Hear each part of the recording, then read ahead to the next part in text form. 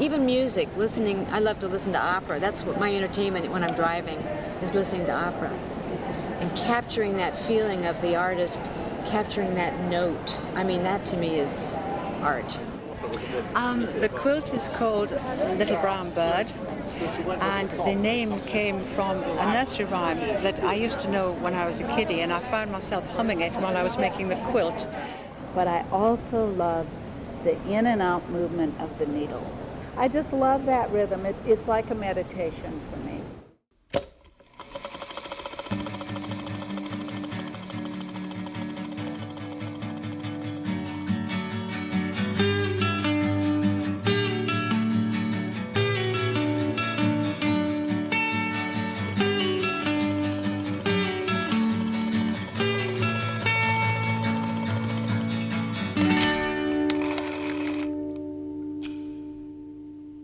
Welcome to Running Stitch, a QSOS podcast. I'm your host, Janneken Smucker. This season of Running Stitch, we are bringing you interviews with younger contemporary quilt makers, asking them to listen back with us to clips from interviews in the Quilt Alliance's Quilters SOS Save Our Stories collection, archived with our partners at the Louis B. Nunn Center for Oral History at the University of Kentucky Libraries and at the American Folklife Center at the Library of Congress. Quilt making, of course, has continued to evolve for decades and centuries even, with new generations of artists innovating the form with novel techniques, purposes, and inspirations.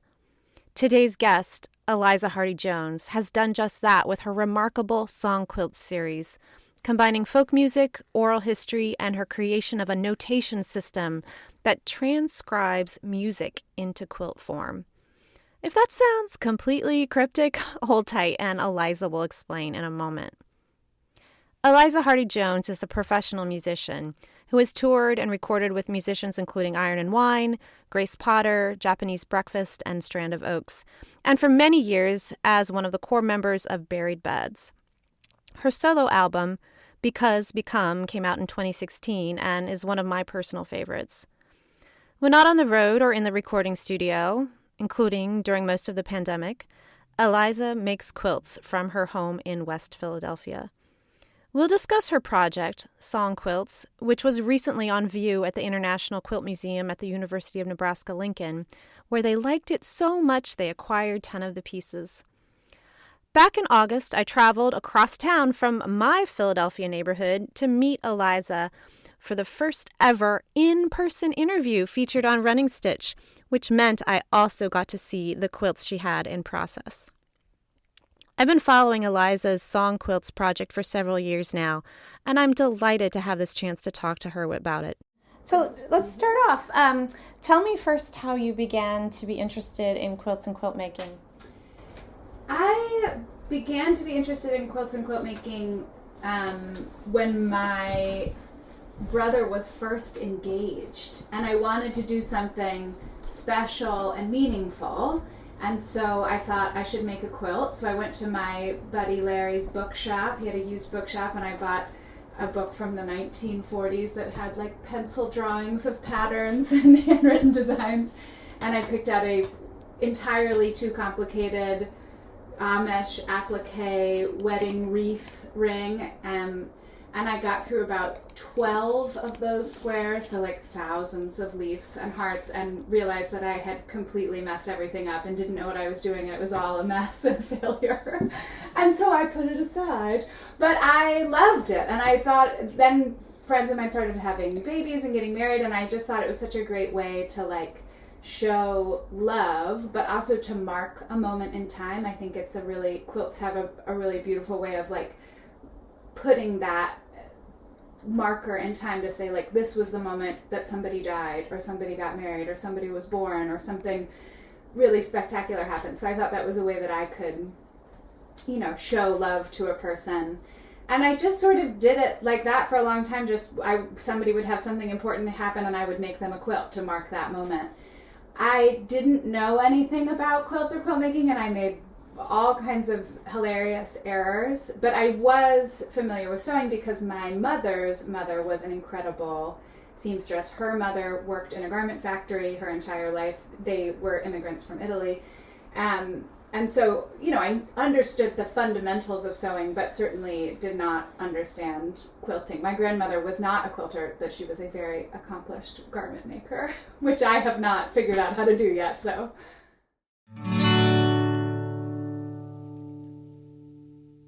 Let's move on to tell us about the project that you're still in the midst of. Is this an ongoing project, Yes. Song Quilts? Yeah. All right. Tell us its origins and how the whole thing has come to be. It came into being. So probably 7 or 8 years ago, I started touring as a musician pretty full time.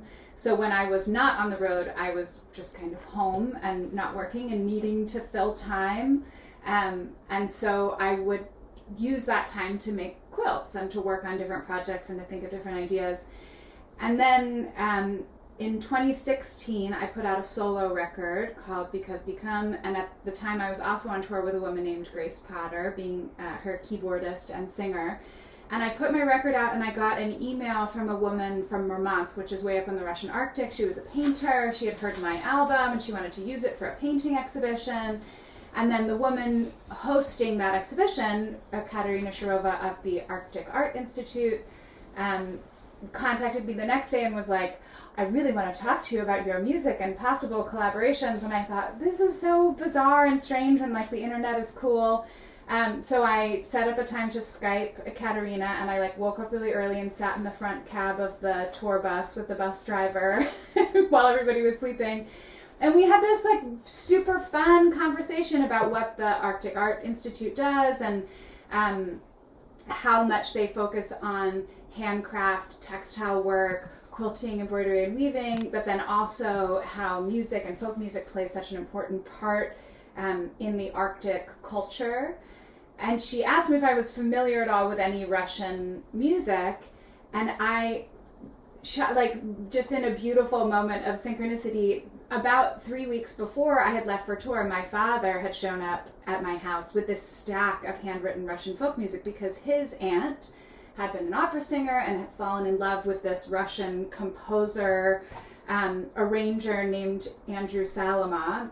And when he died, all of his thousands and thousands and thousands of papers went to Aunt Virginia, and now he was bringing them to me and was saying, you really have to do something with this music, there's something really special here. And so I sort of laughed and said, well, yeah, I grew up listening to my aunt singing Russian folk music, and Katerina was sort of delighted that an American woman from Philadelphia would have any relationship to Russian folk music. And so she said, well, if you can come up with a really good idea, we at the Arctic Art Institute would host a residency for you in Russia.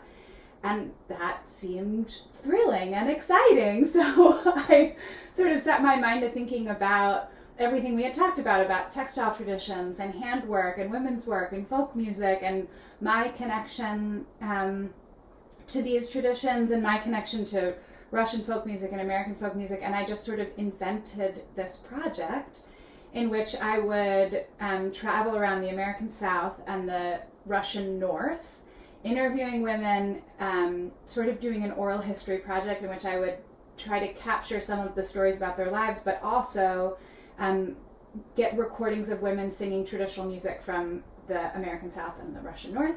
And then I would invent a way to sort of transform that music into quilts.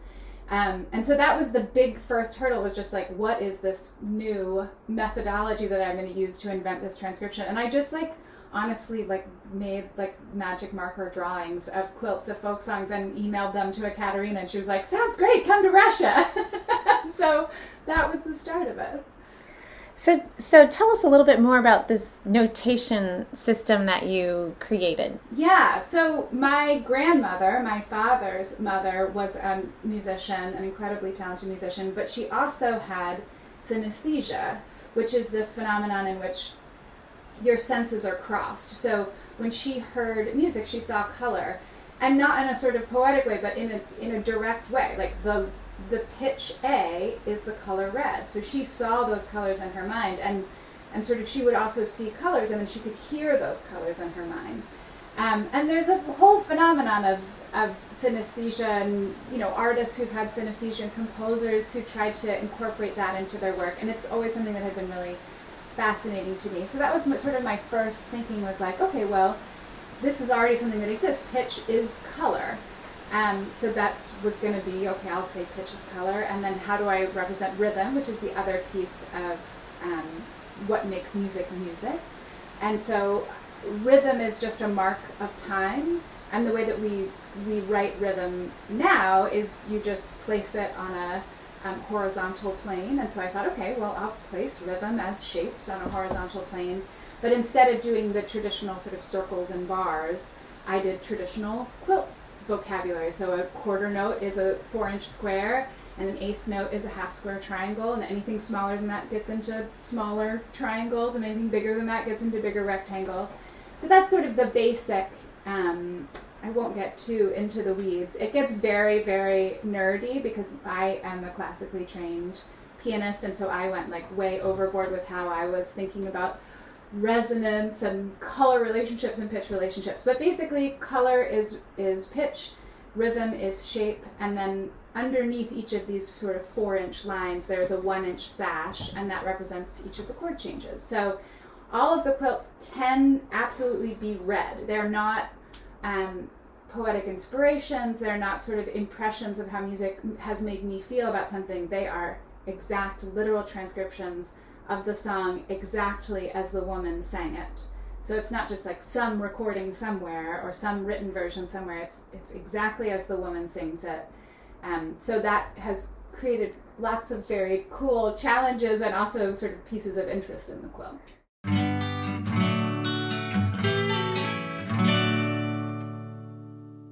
Let's listen to Mary Ann Petway, one of the famed quilters of Gee's Bend, Alabama, sing Steal Away to Jesus.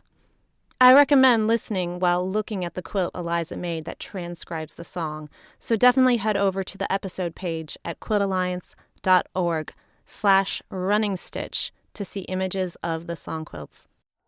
Steal away, steal away, steal away to Jesus.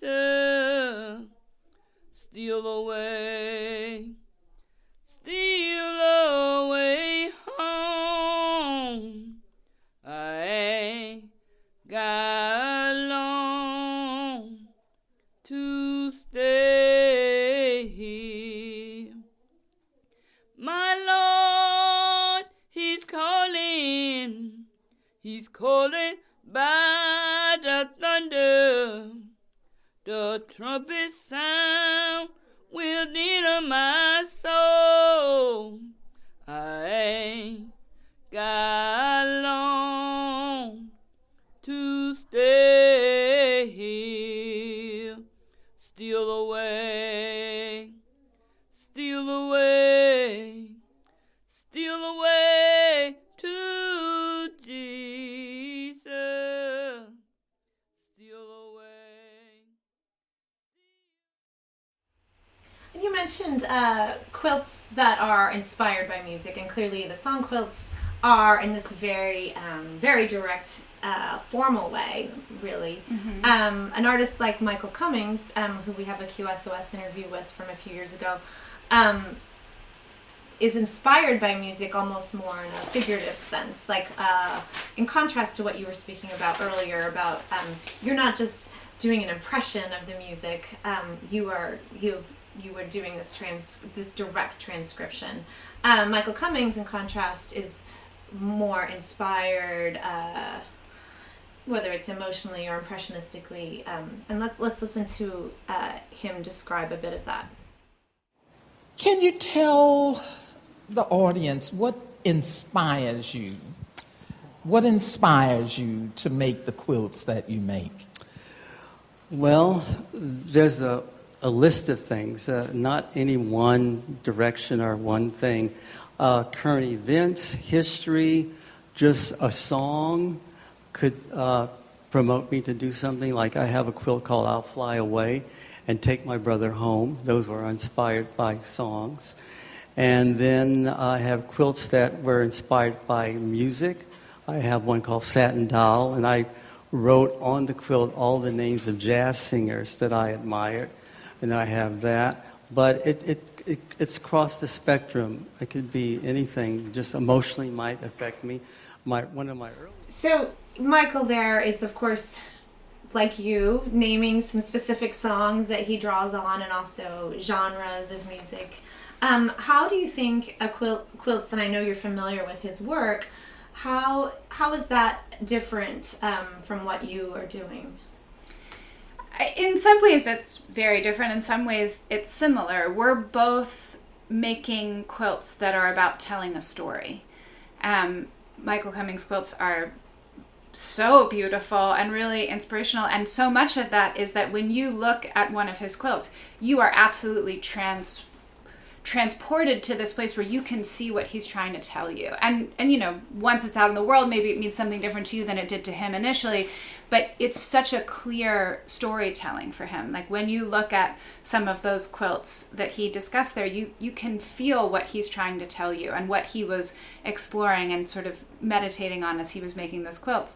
And for my quilts, although there's this sort of more literal, like this is music notation, that element of storytelling is also there. I'm trying to, through the color, bring in the spirit of the woman, and through the stitching, talk about regional design in places, and through the project in general, just trying to tell a story about women in, you know, these two very different places, both political and geographic places.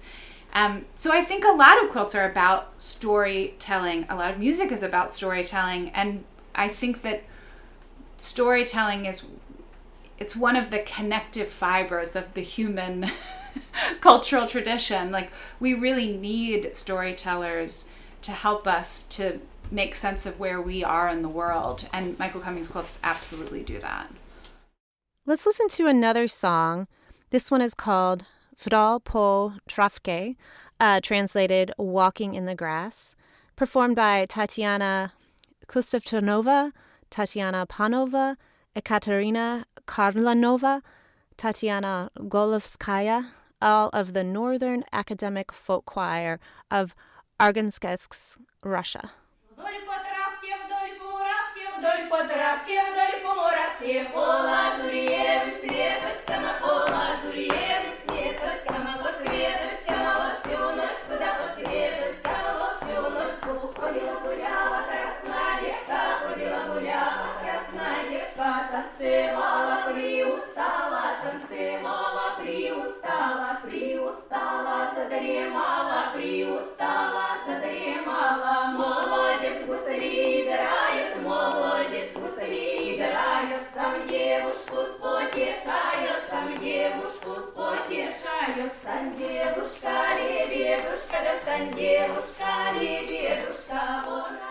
You know, when I first developed this project, I really knew what I was going to do with the tops, but I was not clear what I was going to do with the quilting and how I was going to do that, and if it would be uniform or not.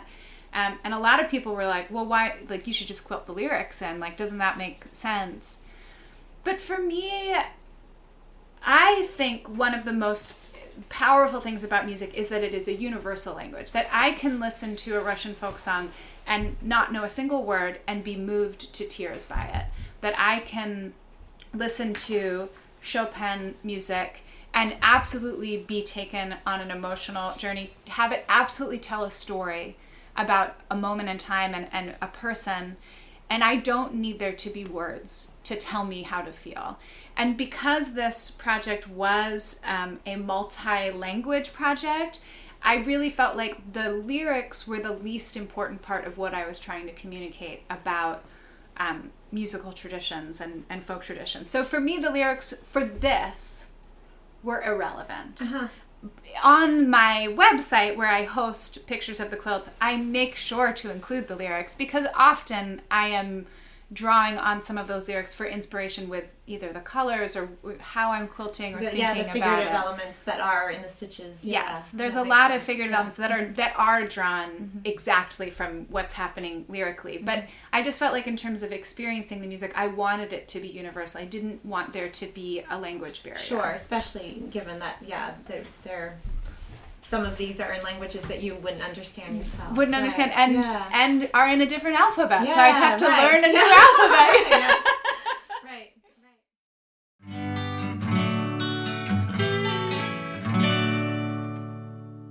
Let's listen to an excerpt from another quilt maker musician, Ricky Timms, who listeners will remember from season 2 of Running Stitch. Like Eliza, he has found ways to connect his two passions, quilting and music. People that know me now know that I have been able to put music and quilting together in one package. As a musician, I took my first I taught through high school teaching piano. When I was 17 years old, I had been awarded several musical awards. I was also hired as a conductor of choral music for a church in Wichita Falls. I was 17. I worked my way through college doing that and teaching piano. And then I became a performing artist. I began working in studios. I had been doing conducting, I had been doing commercial work. I ended up in St. Louis, Missouri to be a professional recording engineer and music producer. And it was during that time I started quilting because I had all that extra time on my hands. I loved conducting. And the first thing I did, and it was during the time that I was there that I was continuing to quilt and starting to teach a little bit more and more. And I realized that I could probably do this full time, and I made the break to do that. Now I incorporate music in my quilting. All of my quilting lectures incorporate either my piano playing, sometimes singing, combining two passions, music and quilting, and that's pretty much what people mostly know me for. I think a lot about the connections to sort of music and quilts and when we think about cultural identity and cultural heritage, but just in the practice of making, they're so similar. And the sort of schools of thought and schools of makers. So in music, you have completely untrained, sort of performers of popular music that can create these incredibly beautiful, mind-blowing, inspirational things without any training and without any technique. And you have the same thing in quilting. We have people who just sort of figured it out on their own and came to it and are making these absolutely mind-blowing pieces. And then you have absolutely, sort of formally trained academic musicians who are making these incredibly beautiful pieces of music that so there's so many ways to come to a creative practice, and so many ways to create something that is meaningful and beautiful and that gives the maker purpose, and gives the maker an avenue to be expressive to themselves. And I think a lot of us come to either music or handcrafting and quilting from different places, but try to learn new techniques to be able to express ourselves more fully and are inspired by people who are coming at it from a different angle. And so there's all of these ways to be a quilter, to appreciate quilts, to be inspired by, and to sort of move through the world through quilts. And the same thing is true with music. It's a very, very similar creative process. And there's also, these parallels between, like, what's the difference between being an artist and being a crafter? And I think that that's true in music as well. Like, what is that difference? Where is that line? How do we identify as makers? Am I an artist or am I a crafter? And what is the context of what that all means? So I think there's lots of parallels to the creative process there. So, given the last year and a half that we've all experienced, how have you been incorporating quilting into your pandemic life? It's been a big part of my pandemic life. Being a musician during a pandemic is very hard because as musicians, we make music with each other in front of people, and all of that was gone. And that was really hard for me, but I think being able to fall back on the quilting and already have that be a space for sort of purposeful, solitary, time is really important. Early on in the pandemic, I had sent the quilts off to the International Quilt Museum. So I'd sort of come to a nice pause with the project of, like, here's this collection of the first 10, 5 from each of the traditions. And so I actually took the first probably year of the pandemic to actually just make everything but Song Quilts. And I really feel, both musically and in terms of my quilt creative practice, that technique is an avenue to freedom. I don't feel hemmed in by technique. I feel like learning new techniques creates ways to forget techniques and be free and more improvisational. So I tried to really work on things that I did not know how to do. So I picked up that, 1,000-leaved applique wreath that I had started 20 years ago, and I finished that and got that all pieced together by hand, and I did a lot of curved piecing, and I made a pineapple quilt, and I really tried to just learn things that had been set aside, where it was like, well, I don't have to, I'm working on these song quilts, I don't have time to figure out how to do curved pieces. So I did lots of curved piecing, and And what's next for Song Quilts? Well, the quilt that I have just finished is actually sort of like a meta song quilt. Over the pandemic, there was a huge retrospective of Rosie Lee Tompkins quilts at the Berkeley Fine Arts Museum, I forget what it's called. And so I watched like every lecture I could about that exhibit and tried to attend every virtual event because I am totally inspired by Rosie Lee Tompkins, one of America's greatest modern artists. And in so many of those lectures, both the people who knew her son spoke at a lot of them, and the sort of quilt and academic scholars talking about her quilts kept saying musical things, talking about how rhythmic the quilts were, talking about how musical the quilts were, talking about how the quilts were a song for her. And I was obviously very interested in that and taken by that. And also just learning about her life and her practice and the anonymity of her creative practice was really inspiring to me. So I wrote a song about Rosie Lee Tompkins just because I was writing songs. I was working on a new album. So I wrote this song about her life and her work. And then I came to the end of it, I thought, well, I wonder what that song would look like that I wrote about this quilter who wrote quilts about songs. So I made a song quilt of a song that I wrote about a quilter. So that quilt that I've just finished was called Rosie Lee.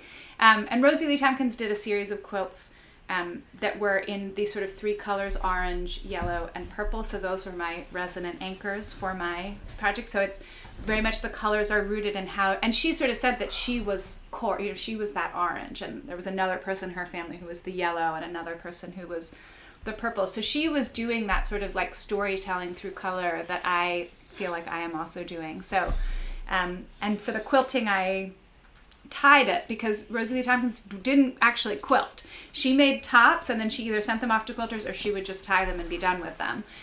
So I felt like, okay, how do I honor Rosie in the quilting of this song quilt? I hand tied it all. So I have just finished with that and I'm figuring it out how to incorporate that into the release of the song and the release of the album.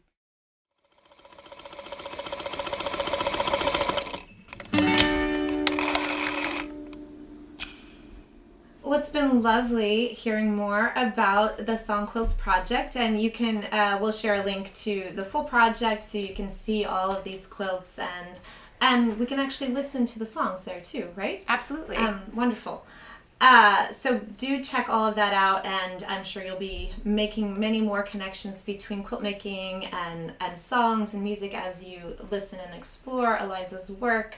And I can't thank you enough for joining us on Running Stitch. It's been really wonderful to connect and see you in person, Eliza, and get to hear more about what you've been up to. Thank you. Thank you so much for having me.